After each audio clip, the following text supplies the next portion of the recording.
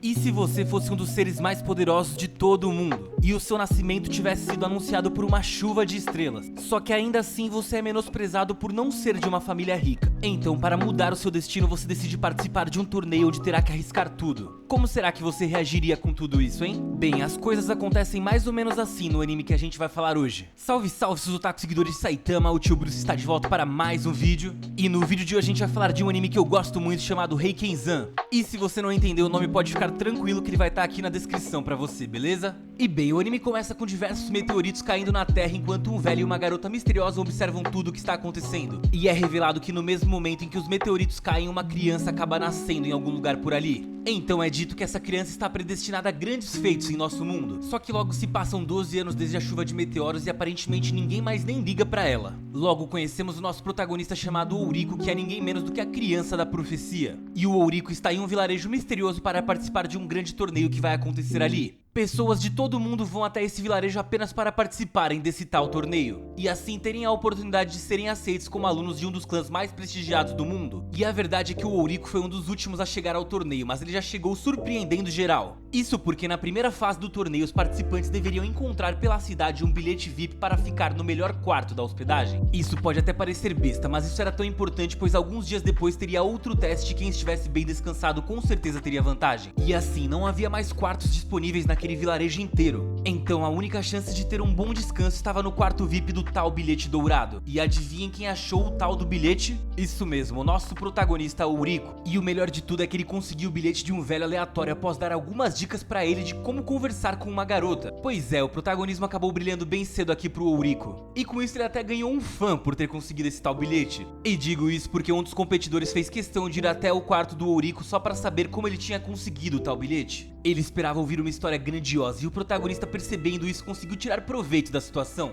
Ele disse que só contaria a verdade se o garoto aceitasse fazer tudo o que ele quisesse por um dia inteiro. E movido pela curiosidade, o jovem que descobrimos se chamar Kai aceitou essa condição. E ele ficou bastante surpreso ao ouvir que quem deu o bilhete pro Ouriko foi um velho qualquer que estava na entrada da cidade. Afinal, o velho estava falando com todos os competidores que estavam chegando ali, só que ninguém dava a devida atenção pro que ele estava falando. O Ouriko foi o único que se interessou em ouvir o problema do velho e por isso foi premiado por ele. Então o protagonista não foi premiado pela sua sorte, mas sim por ter sido bondoso e caridoso com o velho. Enfim, no dia seguinte o Ouriko faz uma nova boa ação e ajuda a gerente da hospedagem chamada Rei. E ele ajuda ela a vender um monte de nabo com a ajuda de sua serviçal chamada Oshumi. E sim, o protagonista é tão brabo que ele tem uma serviçal e ele ajudou a gerente a vender nabo. E para fazer isso ele inventou uma história maluca dizendo que quem comprasse aqueles nabos iria ganhar vantagem no torneio. A história era bastante esquisita, mas como todo mundo reconheceu o Ouriko pelo bilhete premiado, as pessoas acabaram acreditando nele e compraram todos os vegetais da gerente. E como forma de agradecimento ela concorda em cozinhar para o Ouriko durante o torneio e presenteia ele com uma pequena bolsa com uma chave dourada e um pouco de ouro dentro. E isso vai acabar sendo bastante útil para ele na próxima fase do torneio. E digo isso porque a próxima fase consiste em simplesmente atravessar uma ponte de ouro. O Ouriko começa essa missão junto com o Kai e também com a sua serviçal Oshumi, sendo que no meio da travessia da ponte os participantes deveriam usar uma máquina que converte elementos para converter ouro em água. Então o Ouriko já estava na vantagem pois a gerente que ele ajudou já sabia sobre a prova e por isso deixou um pouco de ouro com ele. Tava bem tranquilo pra ele e seus companheiros cumprirem aquele desafio, mas de repente um garoto descuidado transformou toda a ponte de ouro em água por acidente. E devido a isso vários participantes acabaram caindo da ponte e foram desclassificados do torneio.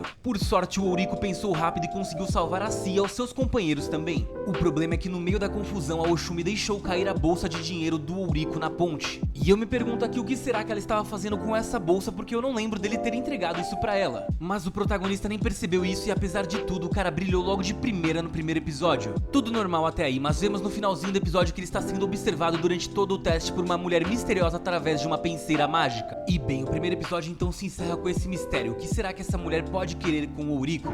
E no começo do episódio seguinte vemos que após atravessar a ponte, o Ouriko conseguiu chegar a um vilarejo misterioso junto com Kai e Oshumi. E para entrar nesse vilarejo eles precisam pagar uma espécie de pedágio entregando a água que eles tinham conseguido pegar na ponte. Eles são os primeiros competidores a chegarem ali e são os únicos que chegaram com água o suficiente para serem recompensados. Então, mesmo quando os outros competidores chegam, apenas o grupo do Ouriko recebe como recompensa um enorme banquete. Durante o jantar, então, percebemos que todos os competidores ali são de famílias nobres, com exceção, é claro, do Ouriko e da sua serviçal. O Ouriko fica um pouco incomodado ao saber disso, mas ele sabe que pode se garantir sozinho, então acaba deixando isso pra lá. Bom, no dia seguinte o vilarejo está bastante tranquilo e os competidores começam a se perguntar o que precisam fazer para avançar no torneio. Afinal, nenhum morador do vilarejo dá nenhuma dica sobre a disputa. E o primeiro a notar que eles estavam presos ali foi o próprio Ouriko. E ele também descobriu que para sair, primeiramente eles teriam que conquistar a confiança dos moradores. Então corta e numa cena rápida vemos a mulher misteriosa que estava observando o Ouriko da penseira mágica simplesmente revelar para dois velhos sábios que o vencedor daquele torneio seria aquele com um bom coração. Alguém capaz de conversar com todas as pessoas e conseguir a união de diferentes famílias e clãs. Então mais uma vez vemos que o Ouriko estava certo sobre tudo. O cara é verdadeiramente um gênio e desde o começo, quando ele tratou bem o velhinho, ele já estava no caminho certo. Então o Ouriko compartilhou a sua descoberta com o grupo e graças a isso o Kai foi o primeiro candidato a conseguir a confiança do prefeito. E com isso o Kai recebeu a permissão do prefeito para sair do vilarejo em direção à próxima fase. Mas antes de avançar, o Kai compartilha com o Ouriko que descobriu que a Oshumi tinha deixado cair a bolsa de dinheiro dele na ponte. E o Kai compartilhou isso porque ficou desconfiado de que a Oshumi poderia estar planejando trair o Ouriko. Afinal, como eu disse, o Ouriko não tinha dado aquela bolsa para ela, então ela tinha pego por conta própria.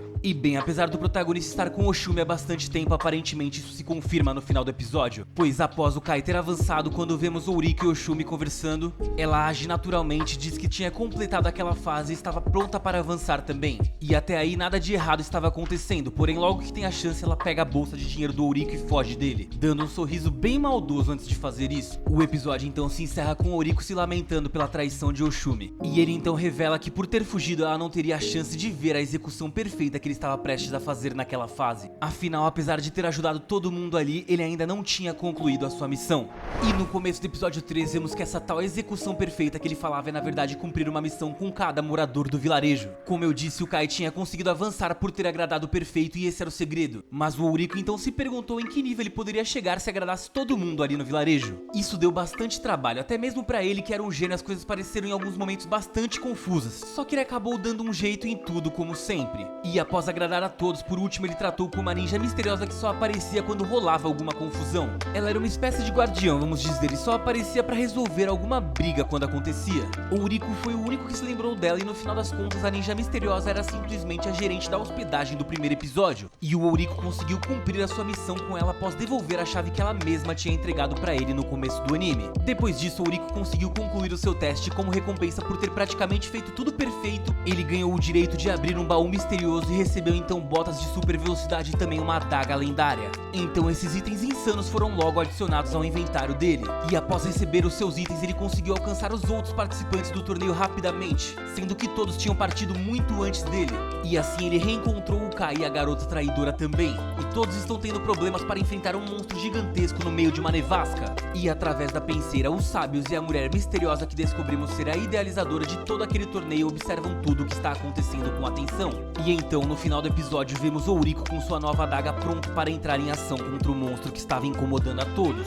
E no começo do episódio 4 vemos que o Ouriko cumpriu as expectativas e venceu o monstro sem grandes dificuldades. Lembrando que todos os outros concorrentes estavam tentando vencer o monstro juntos, mas ainda assim não conseguiram. E aí o Ouriko foi lá sozinho e simplesmente venceu o bichão em alguns instantes. E depois da vitória do Ouriko, a neve simplesmente desapareceu e todos os participantes estavam agora em um lugar completamente diferente de antes. E vemos que infelizmente para vencer o monstro, o Ouriko acabou quebrando a espada lendária que tinha recebido como recompensa no baú. Então talvez ela não era tão lendária assim, afinal porque quebrou meio que fácil. Enfim, de repente aparecem ali alguns dos anciãos que estavam acompanhando o teste na penseira. Eles finalmente se encontram com os participantes e revelam que então todos ali tinham passado no teste. Afinal de contas, o Ouriko simplesmente quebrou o teste e fez tudo sozinho. Então ninguém acabou sendo eliminado porque ninguém precisou fazer alguma coisa além dele. E ao ouvir isso, todo mundo ficou bastante animado, acreditando que seriam todos aceitos como discípulos. Só que o ancião logo desanima a todos eles ali. Ele diz que não podem aceitar todos e para decidir aqueles que serão aceitos ele convoca uma fase adicional, onde todos os anciãos irão votar para que apenas 3 alunos sejam os escolhidos finais. E é agora que vai começar toda a confusão, na verdade.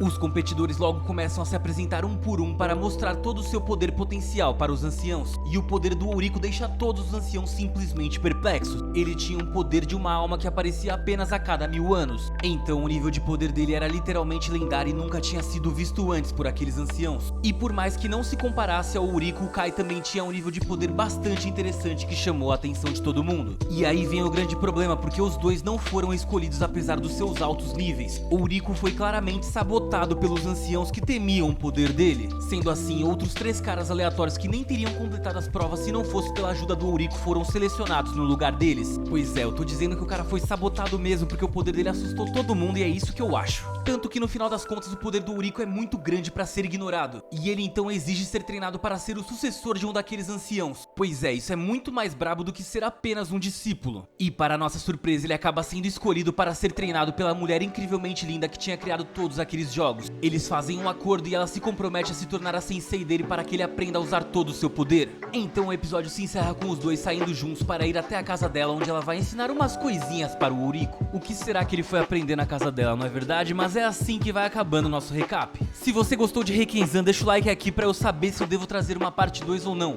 Ou melhor dizendo, comenta aqui embaixo se você quer mesmo que eu traga uma parte 2. E se você não for inscrito ainda no canal, vai se inscrevendo porque em breve vai rolar um especial aqui de 400k. E nesse especial eu vou trazer aqui de uma vez só um top 40 animes Isekai. Pois é, 40 Isekais diferentes sem repetir nenhum. Até porque é isso que significa que são diferentes, não é verdade? Mas enfim, espero que você tenha gostado, se inscreve, deixa o like e até o próximo vídeo. Valeu!